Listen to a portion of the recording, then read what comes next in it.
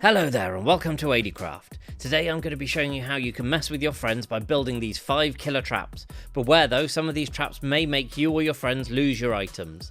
Before we go any further, make sure that you hit that subscribe button, hit that like button and leave a comment, because it really does help the channel and helps this video get shared to other people.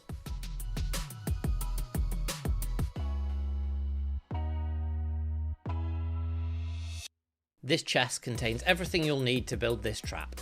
Our first trap is a farming trap, and we're going to activate it by whenever somebody hoes this particular spot, the entire trap is going to go off.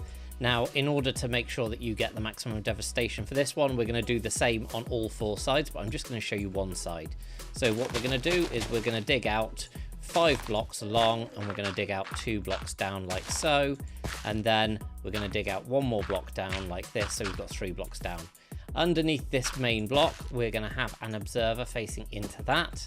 Then coming out of this, we're going to have a redstone repeater on 1 tick, and that is going to allow us to power a block here that is going to then fire off our nice little minecart. So we're going to place our minecarts however many you want. I'll just put 4 here.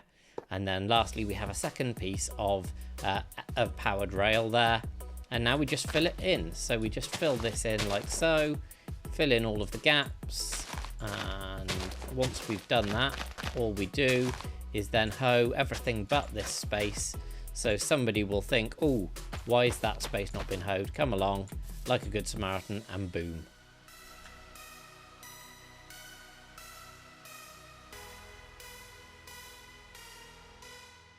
Here's everything you'll need for trap number 2.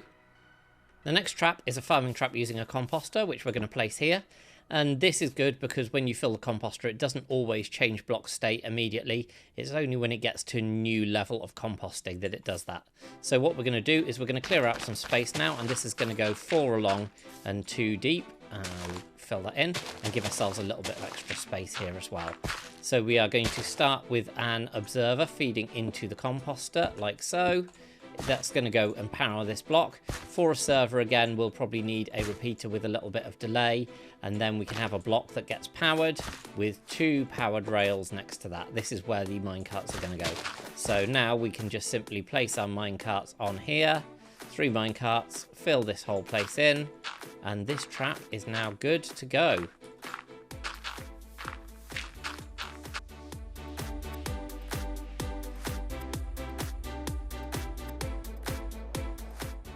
Here's everything you'll need for trap number 3. Trap number 3 is a variation on a drop trap, but it uses no redstone lines at all. It uses some observers and some pistons, but it uses some quite clever mechanics using some leaves. So first thing we're going to do is set up our bait chest at one end. So just get yourself a slab and put a chest on top of that. And this pit that we're going to be using is 8 blocks by 5 blocks wide. First thing that we're going to do in building this is get down into our pit, which is 3 deep at the moment, but obviously you'll need to make it a full drop at some point. And we're going to place a redstone block, and the first thing that we need to do is put a red carpet, or any colour carpet in fact, on top of that. That is because as soon as you place anything on top of a redstone block, it will light up, and we need this to go off before we arm the trap. Otherwise it will all kick off, and yeah, we'll have to reset everything. So first thing we're going to do is place an observer into each side like this. Then we're going to use some pistons, and you can see the redstone's now gone off, so we can keep going with this. Pistons facing downwards next to those observers. Underneath these we are going to use some logs, and they can be any type of logs. I'm just using spruce. They can even be strip logs, but they do have to be logs. And then next to the bottom of these, but not level with them, 1 block beneath, we're going to place 5 and 6 rather of the leaves on each side. We're using the leaves because when somebody walks on this redstone block, these observers are going to go off, which is going to fire these pistons, which is going to push down these logs, and those leaves are then going to detect that there is a log next to them. Because they detect that there's a log next to them, they change state, and anything that changes state we can use observers to pick up. So we're going to place a line of observers on each of these.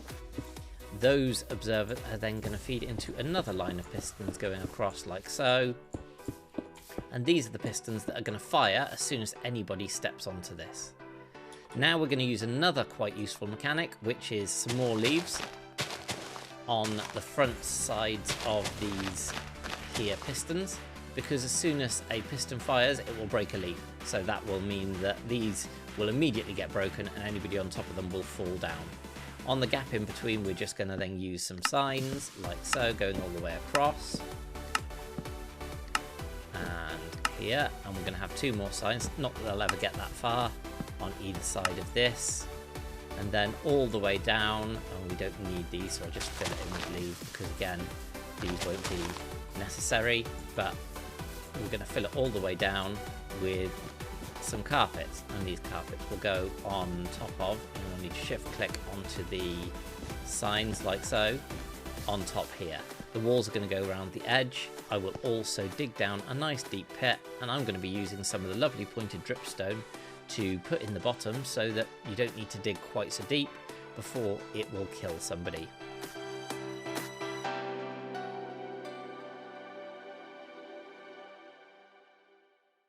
And this is everything you'll need for trap number 4.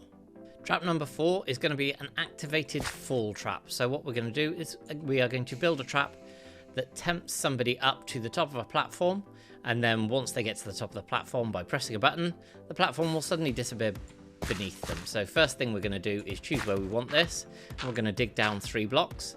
Then next to that, we're going to have a trench of 2 blocks going to wherever our button is.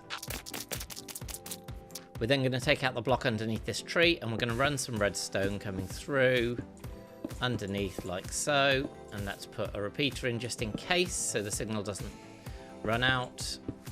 And then we're going to run towards this block. On this block, we're going to place ourselves a piston. And now that we've got that piston, we need something in this hole to break any blocks that fall on it, any gravity blocks. So I'm just going to use a piece of pointed dripstone. And we will need a leaf block as well, any type of leaf block. So let's just pop this here in place and get the leaf block like so. So this leaf block, once we press this button, will get crushed, which will drop everything that's above it. So the first thing that we are going to do is then going to build up our platform like so, and this can go up as high as you like, but I'm just going to build it a good distance into the sky. Once you get to the top, on the far side of this, we're going to place a button, and that button is going to hold the final 2 blocks up like so. And this, from the ground, makes it, because you can't see the button very easily, makes it look like there's a solid platform up here, even though everything here is a gravity block. The last thing to do is just to pick a sign of whatever sort you want, put it on top, and that can just say anything.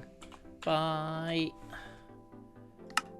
And then we need ourselves some ladders to go back down here. Because again, ladders, what people don't realise is they are attached to the block. If a gravity block breaks, these ladders will go as well. So it lulls people into a false sense of security. We'll just run the ladders all the way down, like so.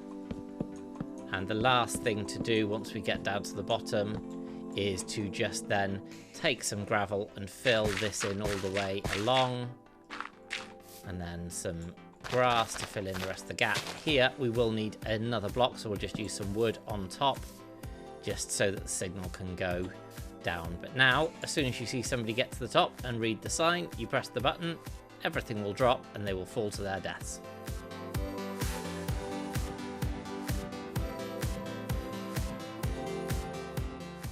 This is what you'll need for trap number 5. For our next trap, we need a cliff, which is perfect for the Caves and Cliffs update. We need a cliff and we need a walkway along the front of it. In behind this walkway, we're going to dig down 1 block, and we're going to dig in 5 blocks total and 3 high, with it being 6 wide. So this is 6 by 5 by 3.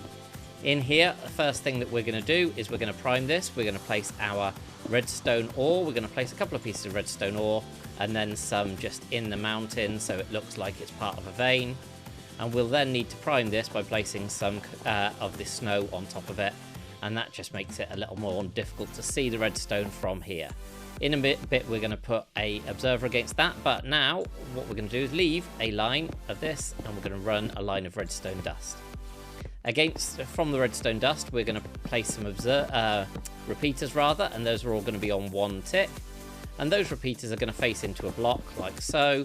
The block is going to have a redstone torch on the back like this, and then coming out of here we have on top of the redstone torches another line of blocks with another line of redstone torches. These will all turn off.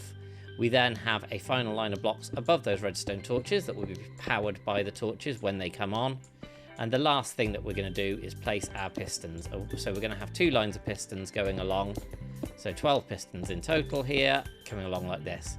When the person stands on the redstone block, they are going to then activate an observer, which we will pop in here now, like so, facing into that. And that's going to go off in a second. But that observer will then fire out a signal out the back of this. And once it does fire out a signal, all of these pistons will fire off,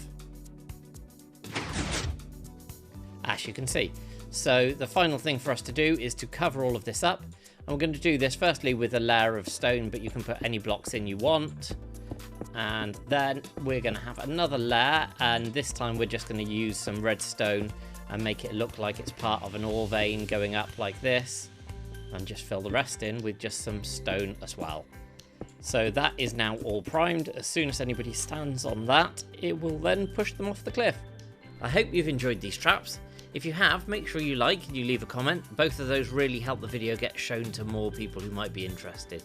Also, make sure that you subscribe to the channel and check out the video featuring VintageBeef and Keralis, where we showcase all of these traps themselves.